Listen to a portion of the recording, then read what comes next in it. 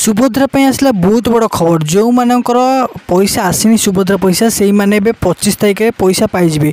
तेणुक मुझेदेवी जो मानकर प्रोसेसिंग अच्छी प्रोसेसिंग रही चली तो से माँ मानकर एवं आसो 25 तारिख में किस्ती 5000 टंका।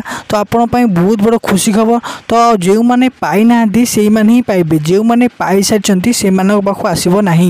तो आउ गोटे कथा कहबी, जो मानक एवं अप्लाई करना ताले आप तुरंत आधार कार्ड को करेक्शन करी आप सुभद्रा फॉर्म को अप्लाई करी ताकू डिपोजिट कर दिंतु। तो आपण मानक भी पैसा आसीपे यही 25 तारिख भितर।